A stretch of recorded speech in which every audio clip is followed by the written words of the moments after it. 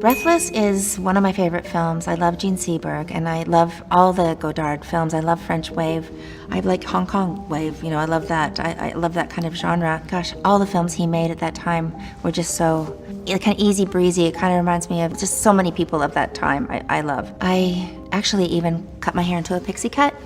Like Gene Seberg, yeah, there you go. These French films, Godard, I know I want to get Breathless, and then Gene Seberg, this is the reason I cut my hair into a pixie cut, was Gene Seberg. So I've got Breathless because she inspired the haircut. Thought would grow out in a few months. It took me a good couple years to get my hair back after I decided to do that.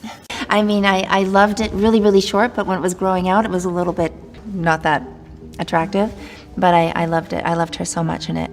And again, it's just such a, first of all, beautiful cinematography. I don't know, they're just easy to watch. I watch them over and over and over again. I was so excited to talk about a Godard movie this year. I mean, he is, one of the filmmakers that affected so many people that are making films today. And the whimsy and the jump cut style and the sort of trusting in himself and his own writing and making notes in his notebooks while the scenes were being played and, letting people improvise or throwing them lines here or there. The way he always comments on society that's going on around him. And yet there's this amazing freedom about everything he does and that there are no rules. And that whole time in filmmaking was just so exciting and fresh and, really was going to influence people for so many years to come.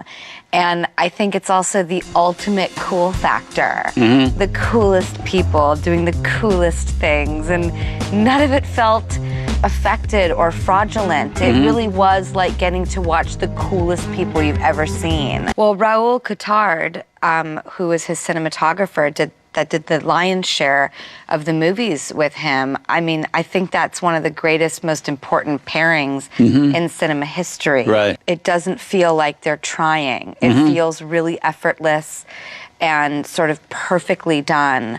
And I think sometimes when people try to imitate that, you can see the flaws on the fringes. It goes to show that for people who sort of pick up their cameras, but they have incredible skill, but incredible confidence and incredible playfulness, this is the magical combination you come out with. Well, I'm so glad that we got to watch this movie. And, I wanted to discuss everything about it, from the details of, the perfection of Jean-Luc Godard as a filmmaker to how beautiful the kissing shots are in this movie. They're the prettiest I've ever seen in film. I mean, the close-up of the two of them in profile, giving each other such a delicate, gentle, unsalacious kiss, and it's the most romantic thing I've ever seen in that shot. I thought it was just beautiful. Well, he has a great line. He says, "I want to sleep with you, which means I love you." And you're thinking, that's some strange logic, but okay.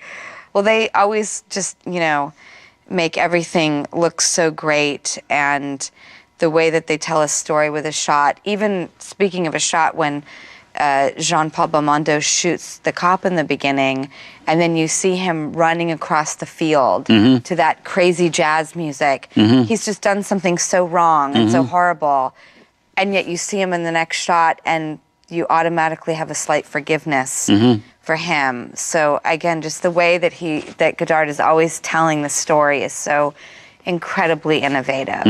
And she's so painfully beautiful. Because he says in the beginning, she's cute and she's funny and she has personality.